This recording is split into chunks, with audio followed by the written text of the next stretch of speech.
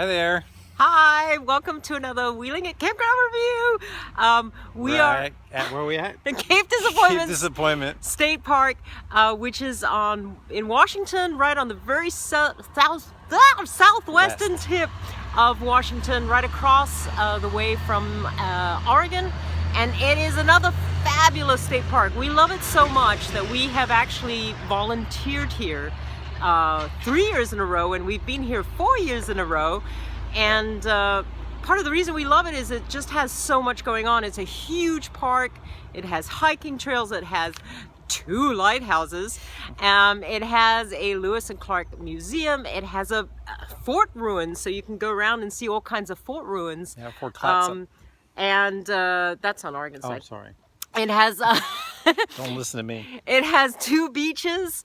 It has hidden sea caves. It even has on-site pizza. I mean, there's all kinds of stuff going on. So we really do love it here.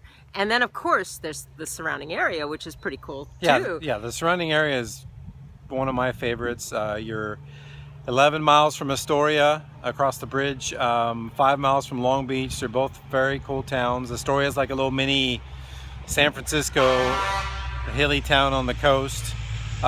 Great 5 breweries. 5 nearby, breweries. some good restaurants, fantastic farmers markets, great seafood, just a great vibe. One of the gems of the Northwest. Really. I would have to agree.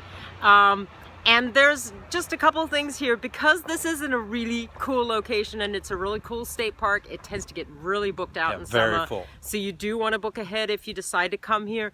And the other thing for those people that care about it is there is no cell signal in the main campground. Like, it's a total dead zone. 0. So if you care about that, that's something you got to think about before you come here. But we'll go into a little more detail about that when we go look at the campground map. So yeah, let's go do that. Bye. Okay, we're here at the entrance to the campground. Here's the park office where you register for the campground, pay fees, etc. And now let's pan over here to this little pay station, and here's where you pay for your day passes. If you're just coming for the day, you will get fined if you don't have a Discover Pass, what they call it. And I believe it's $30 for the year. $30 for the year, $10 for the day. $10 for the day. You need to have one. If you're camping here, it's included in your park fee, so don't worry about it. All right, so let's take a look at the campground and what's actually here. There's a lot. So here's kind of the overall campground map. You can see how huge this park is. And as far as camping goes, there are 2 areas to camp. There's a dry camping area here by the lake. And that has about, I think, 40 or 50 primitive sites. No hookup. Then you go over here to the main campground. Oh, by the way, this is the only place in the entire park where you might actually get a cell phone signal. Once you go back here, it's a dead zone. Yeah, that main campground's about 2 miles away from where we're standing right now. So yeah, and over here in the main campground, it's kind of this spoke and wheel arrangement. You'll see when we get over there, it's really nice. These sites here are your full hookup sites. These are your electric, water, and then the rest of these are all primitive. And as far as pricing goes, the lakeside sites cost anywhere from $20 to $25. And there are some of these sites that are first come, first served. It's the only place. Everything else is reservation. Over here, the full hookup sites cost $40 to $45 depending on the season. So they can be a little pricey. But they are amazing sites. They are pretty amazing. So that kind of gives you the overview. You can also see the 2 lighthouses here, Cape Disappointment Lighthouse, North Head Lighthouse, and all the hiking trails. So there's a lot to do. We'll go have a look now at the campsites. Go. Hi, we're at the Lakeside Campground. This is my 3rd take, by the way. This is the campground that's nearest the entrance. It is primitive camping only. There is 50 sites here, which 42 are first come, first serve. So if you don't have a reservation, this is where you're going to end up. It gets so full here. And you can see the primitive camping is on grass. There is a water spigot just down the way here, so that's okay. And What else? Mainly for medium to smaller rigs here, but there is some sites that you can put a bigger rig. Just behind me here, you can see a Class A.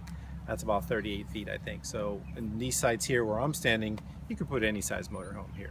Yeah, so I'll just pan around and show that. And the sites are $20 to $25, which are about half the price of the other campground that we'll show you. Yeah, and that is a nice little advantage if you're just looking to save some money. So here you see typical, just, yeah, pull in, camp, this is it. And I'll pan around. Those are the cabins. That's actually our rig, but we're in a host site.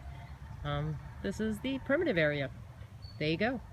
This is the other half of the lakeside primitive area. Just wanted to pan around, show you what it looks like here. Pretty much the same as the other side, just basic pull-ins. Nothing fancy, but it's not bad. If you don't have a reservation, this is a good place to end up. Just a very quick video of the dump station here. It is halfway between the main campground and the entrance. A nice big double dump, big loop to come out, no problem, in, out, totally easy. Quick overview of the facilities here. Big shower house slash toilets, and they're all individual stalls. They're very nice. The showers are pay here, 50 cents for 3 minutes, which is enough time for me, so they're nice. And we're here at the main campground, and this is the full hookup loop, which we'll go take a look at some of the sites. All right, we're standing in the full hookup campground loop. This is actually the loop closest to the ocean. This is the site that we stayed in our very first year, site 18. It's huge, there's lots of privacy. Because of the spoken wheel arrangements, you only see a few RVs from your site. And we are literally steps from the beach. We'll actually walk the little steps to the beach from here to just show you how close we are. But yeah, Paul, maybe you want to pan let around. Me show you a little spoken wheel. There's the path to the beach, and you can see the road goes around. There's one of the wheels. There's the full hookup. A nice forested area here in the middle to separate the RVs, and that's back out towards the main road and to one of the other wheels. So huge, spacious sites. Any size rig can fit these sites. Now let's go walk down to the beach. It is so close, you're not going to believe it. Yeah, you can hear the ocean crashing pretty much throughout the night. Some of the sites, a few of the sites even have a slice of ocean view, but most of them don't. But size 18 here that Nina was just standing in is pretty much the best site in the campground. Shh, don't tell them that. Full hookup, 50 amps. And that site is, those sites are $45 a night. So they are expensive, but this is what you get, maybe 20 yards from your door. This is Benson Beach, and it is 2 miles of wide open Pacific Northwest, lovely beach. Over there towards the north side of Benson Beach. That's the lighthouse right over there, check it out. The North Head Lighthouse, where we volunteered for a couple years. And then miles, well, 2 miles of beach. 2 miles, yeah. It is miles. 2 miles. Ocean beach, all dog friendly. And this is a lowish tide. And during the winter, you can see where the tide comes up and actually washes out part of the campground. And this is also a sunset beach, so it's perfect. You come out here from your RV, take some sunset pictures, have a little sundowner. Ah, gosh, we just love this place. Yeah, it is one of the best places to camp. Here's the last little snippet of Cape Disappointment State Park. This is Waikiki Beach. It's right near the lakeside campground, so the first campground, so it's low tide. And you can see the Cape Disappointment Lighthouse. There's some sea caves there that are just exposed at low tide. Now it's a small beach, but it's protected from the wind. Usually the wind comes out of the north in the summer, so you're nice and protected here. You got logs, kids playing here. Great place to come and hang out with the dog and be warm. Okay, bye. All right, that wraps up the review of Cape Disappointment State Park. Hope you enjoyed it. We'll see you down the road. Bye-bye.